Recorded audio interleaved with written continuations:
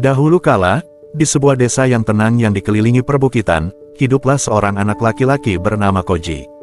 Koji sangat terpesona dengan dunia di sekitarnya dan terus-menerus mencari jawaban atas pertanyaan-pertanyaan terbesar dalam hidup.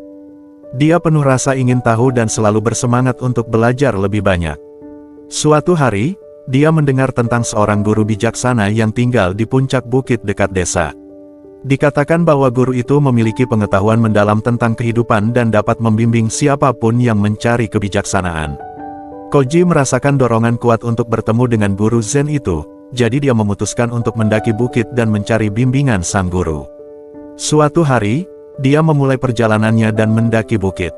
Ketika dia mencapai puncak setelah perjalanan panjang dan melelahkan, Koji menemukan sebuah gubuk yang terletak di antara awan. Di dalam gubuk, dia melihat guru Zen, seorang pria tua yang lembut dengan kehadiran yang tenang dan kilatan di matanya. Dengan hormat membungkuk, Koji bertanya kepada guru, "Guru, berapa lama waktu yang dibutuhkan bagiku untuk menemukan Zen?" Guru itu tersenyum hangat dan menjawab, 10 tahun. Koji terkejut tetapi tidak gentar. Dia bertanya lagi, "Guru, bagaimana jika saya bekerja lebih keras? Berapa lama waktu yang dibutuhkan bagiku untuk menemukan Zen?" Guru itu terdiam sejenak, seolah menimbang pertanyaan itu, lalu dia menjawab, 20 tahun. Bingung, Koji bertanya lagi, "Guru, bagaimana jika saya mengabdikan diri sepenuhnya pada latihan? Berapa lama waktu yang dibutuhkan?" Guru itu menatap Koji dengan tatapan berpikir dan berkata, 30 tahun. Jawaban ini membuat Koji kecewa. Semangatnya merosot dan dia bertanya dengan bingung, "Guru, saya tidak mengerti. Semakin saya berjanji untuk bekerja keras, semakin lama tampaknya.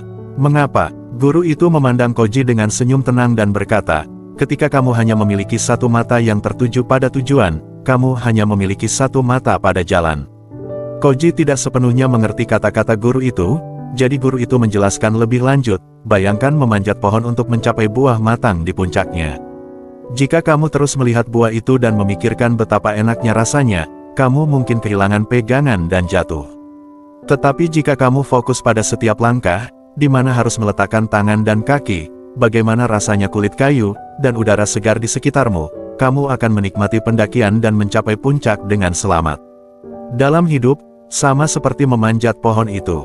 Jika kamu terlalu fokus pada hadiah di akhir, kamu mungkin melewatkan perjalanan itu sendiri.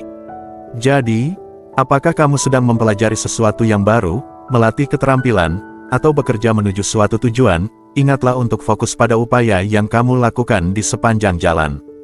Nikmati prosesnya, belajarlah darinya, dan rayakan setiap langkah maju yang kamu ambil, karena terkadang hadiah sebenarnya terletak pada usaha itu sendiri.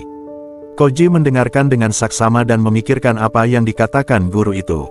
Dia menyadari bahwa dia terlalu fokus untuk mencapai tujuannya sehingga dia tidak memperhatikan perjalanan itu sendiri. Sejak hari itu, Koji memutuskan untuk berhenti terburu-buru dan menikmati setiap langkah pembelajarannya. Dia mulai fokus pada upaya yang dia lakukan setiap hari daripada mengkhawatirkan berapa lama waktu yang dibutuhkan untuk menemukan Zen. Dan seiring waktu, Koji menemukan sesuatu yang istimewa. Dia menemukan kedamaian dan ketenangan yang bahkan tidak dia sadari ketika dia mencarinya. Lihatlah, dalam hidup, kita semua memiliki beberapa tujuan dalam hidup kita, tetapi terkadang kita terlalu fokus untuk mencapainya sehingga kita lupa untuk menikmati perjalanan. Ketika kita terlalu terobsesi dengan tujuan, kita mulai mengerahkan begitu banyak upaya untuk mencapai tujuan sehingga jalan mulai terasa seperti beban. Ini dapat menyebabkan frustrasi, kebosanan, dan bahkan menyerah sebelum kita sampai di sana. Tetapi ketika kita mulai menikmati setiap langkah, perjalanan menjadi lebih penting daripada tujuan itu sendiri. Dalam hal itu, kesuksesan secara alami mengikuti. Jika kamu fokus pada momen-momen kecil, upaya harian, tantangan yang kamu atasi, dan pelajaran yang kamu pelajari setiap hari, kamu akan menemukan kegembiraan dalam prosesnya. Ketika perjalanan itu bermakna, tujuan tidak lagi terasa jauh. Itulah mengapa Buddha pernah berkata, lebih baik melakukan perjalanan dengan baik daripada tiba. Ini berarti bahwa kita harus menjalani setiap hari sepenuhnya dan memanfaatkan setiap pengalaman sebaik-baiknya daripada hanya bergegas ke akhir. Kebanyakan orang menghabiskan seluruh hidup mereka mengejar tujuan, tetapi dengan melakukan itu, mereka melewatkan momen-momen berharga yang tidak akan pernah kembali. Kita harus ingat bahwa hadiah sebenarnya bukan hanya dalam mencapai impian kita, tetapi dalam perjalanan, pertumbuhan, dan kenangan yang kita ciptakan di sepanjang jalan.